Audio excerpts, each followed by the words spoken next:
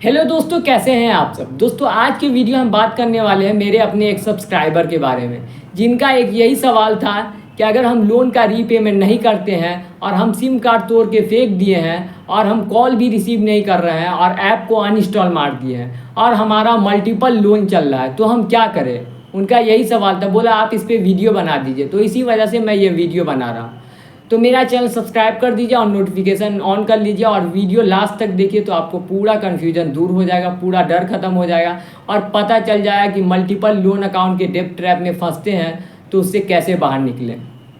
और ये भी पता चल जाए कि कॉल नहीं उठाने पे क्या होता है। तो सबसे पहले हम बात कर लेते हैं कि कॉल नहीं उठाते अगर उसका और ऐप को अनइंस्टॉल मार दिया और सिम कार्ड भी तोड़ के फेंक दिए तो क्या होगा। तो दोस्तों अगर आप कॉल नहीं उठा रहे हैं इस वजह से कि आपको बहुत ज़्यादा परेशान किया जा रहा है, आपको लगता है कि बार बार इसका कॉल उठाने से डिस्टर्ब हो जाते हैं, डिप्रेशन में चले जाएंगे इनके बातों से, जो वो बदतमीजी बात करते हैं, गाली गलौज जो करते हैं, तो इस वजह से अगर आप कॉल नहीं उठा रहे तो इसमें कोई भी दिक्कत वाला बात नहीं है। क्योंकि रिकवरी एजेंट जो होता है वो कोई एकदम एकदम सच्चा इंसान नहीं होता है, वो खुद इलीगल काम कर रहा है और क्या कहते हैं आपको जब मन करता है वब कॉल कर रहा है। वो आरबीआई का गाइडलाइन खुद तोड़ रहा है, क्योंकि आरबीआई का गाइडलाइन है कि सुबह 8 बजे से लेके शाम के 7 बजे तक कॉल किया जा सकता है, लेकिन वो खुद इलीगल काम कर रहा है। 10 बजे 11 बजे रात में जब मन करता है वब कॉल कर रहा है। तो इसमें आपको क्यों डर लग रहा है? आपको कोई डरने वाली बात नहीं। अगर आप उसका कॉल नहीं रिसीव करते हैं तो इसमें कोई भी दिक्कत वाली बात नहीं है। अगर आप सिम कार्ड तोड़ के फेंक दिए परेशान हो के उससे, तो इसमें कोई भी डरने वाली बात नहीं है। वो होते हैं थर्ड पार्टी एजेंट, जिसका काम चलता है कमीशन पे। इसी वजह से वो आपकी कोई भी बात सुनने को तैयार नहीं रहते। अगर आप उसको बोलते हैं कि आपका हेल्थ इश्यू है या फाइनेंशियल कंडीशन ख़राब है, तो वो आपका बात सुनने को इसलिए नहीं तैयार रहते क्योंकि उसको जो भी आप कमीशन मिलेगा उसी से उनका घर चलता है। तो इसी वजह से वो बोलते हैं कम से कम 3,000 4,000 जो आपके पास पैसा है वो भर दीजिए। अगर आपको पूरा EMI देने का पैसा नहीं भी है तो कम से कम इतना भर दीजिए, क्योंकि उससे फिर जाकर उसको कमीशन मिलता है तो उसी से उसका घर चलता है। तो इसी वजह से वो कुछ भी पैसा लेने को तैयार रहता है रिकवरी एजेंट। और वो आपके बातों को इसलिए नहीं सुनता क्योंकि जब तक वो आप हर महीने पैसा नहीं उसको दीजिएगा तो उसको कमीशन नहीं मिलेगा और वही आगे चल के उसको दिक्कत होगा। इसी वजह से जो है ना वो आपसे पैसा लेने को हर टाइम तैयार रहता है कि आप किसी भी हाल में दीजिए। उसको रूल रेगुलेशन से कोई मतलब नहीं होता है। आप उसको आरबीआई गाइडलाइन बताइए, अब उसको उस सब से कोई मतलब नहीं होता। बोलता है कि हम नहीं जानते आरबीआई गाइडलाइन, आप मेरे पे केस कर दीजिए, कुछ भी कर दीजिए। क्योंकि एक तरह से वो गुंडे रहते हैं तो उनको कोई चीज़ से डर नहीं रहता, रूल और रेगुलेशन से कोई भी डर नहीं लगता। वो लोग को बोलते आप कुछ भी करिए लेकिन मेरा पैसा दे दीजिए। इसी वजह से उनको डर नहीं लगता रूल और रेगुलेशन से और आरबीआई के गाइडलाइन से। तो आपको क्या करना है कि अगर उसका कॉल नहीं उठाइए तो कोई भी दिक्कत नहीं है। अगर आपको ज़्यादा परेशान करता है घर पे आके तो सीधा उससे मांगिए आईडी कार्ड और ऑथराइजेशन लेटर। अगर उसके पास नहीं रहता है तो आप डायरेक्ट पुलिस में कंप्लेन कर दीजिए, क्योंकि आरबीआई भी खुद बोलता है कि अगर आप को कुछ भी ऐसा करता है आपके घर आके बिना मतलब परेशान करता है या गाली गलौज बदतमीजी करता है, आप डायरेक्ट पुलिस में कंप्लेन कर देने के लिए।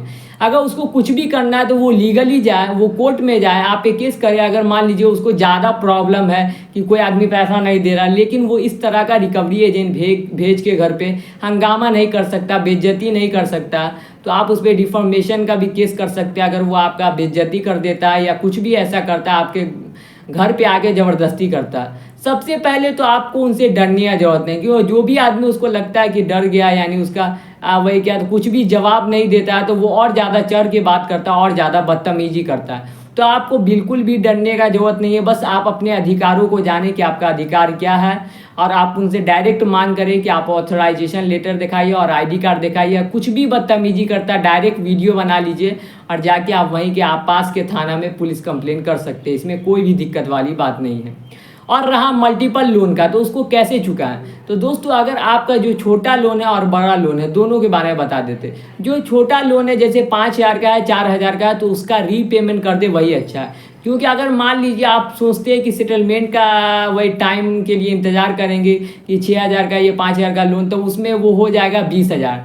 तो अगर बाद में वो सेटलमेंट भी करेगा तो वो लोन ज़्यादा कम करेगा तो वो 5,000 में सेटलमेंट करेगा, तो बात तो वही पड़ गया और आपका सिविल स्कोर भी एक साल में ख़राब हो जाएगा। तो जो छोटा लोन है उसका रीपेमेंट कर दिया। और जो बड़ा लोन है जैसे 1.5 लाख 2 लाख इस टाइप का जो लोन है, अगर उसका आप रीपेमेंट नहीं कर पा रहे हैं तो उसका जो है ना आप सेटलमेंट करें। उसका सेटलमेंट करने में आपको फ़ायदा भी ज़्यादा है और आपका सिविल स्कोर भी ख़राब होगा तो कोई बात नहीं है, क्योंकि आपका तो सेटलमेंट में पैसा तो ज़्यादा माफ़ हुआ। क्योंकि अगर आप 1.5 लाख का लोन का सेटलमेंट कैसे कर सकते हैं या 2 लाख का, आपको क्या करना होगा, सबसे पहला महीना में या दूसरा महीना में बार बार परेशान करे, आपको घर रिकवरी एजेंट भेजेगा, तो उससे बिल्कुल भी डरने उड़ने की ज़रूरत नहीं है। और जहाँ तीसरा महीना आएगा तो आपको बोला जाए आपका अकाउंट एनपीए में डाल देंगे। एनपीए में डालने के बाद आपका कुछ सिविल स्कोर कम हो जाएगा, थोड़ा बहुत अगर कम हो जाता है, उसके बाद जब तक जो है ना आप 7-8 महीने तक पैसा जमा करते रहिए। उसके बाद एनपीए में जाने के बाद आपका थोड़ा सा सिविल स्कोर कम हो जाएगा। उसका सिविल स्कोर कम होने के बाद फिर से वही उसी तरह आपको थोड़ा बहुत परेशान करेगा, नोटिस भेजेगा, रिकवरी एजेंट भेजेगा, बार बार कॉल करेगा।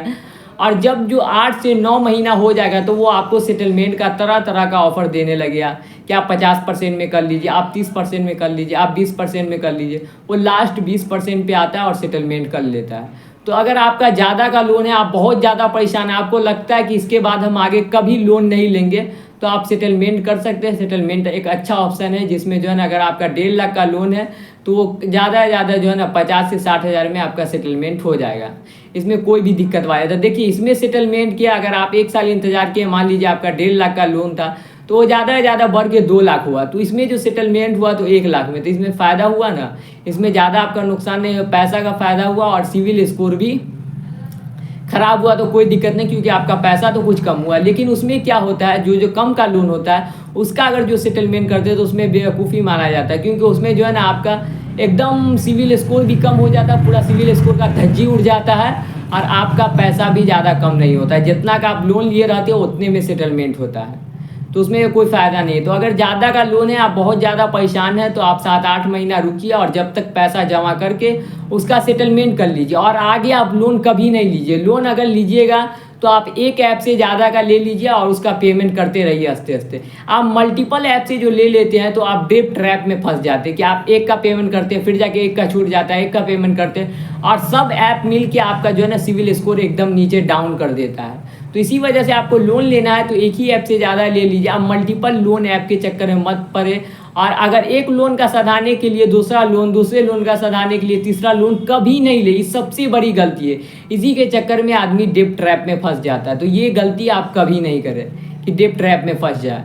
तो आप कभी भी जो लोन सधाना तो किसी से भी पैसा लेके उधार लेके उसके बाद जो है ना उसको चुका दीजिए, लेकिन आप कभी भी लोन लेके लोन मत चुकाइए। जो लोन लेके उस लोन को चुकाना चाहते तो उसका ही पेनाल्टी इंटरेस्ट लगता था और इसका ही पेनाल्टी इंटरेस्ट लगता था, और आप बहुत ज़्यादा परेशान हो जाती, एक लोन चुकाते फिर जाके वो लोन स्टार्ट हो जाता है। तो इसी वजह से जो है आप कभी भी लोन लेके लोन को ना चुकाएं, नहीं तो आप बहुत गहरे डेब्ट ट्रैप में फंस जाइए।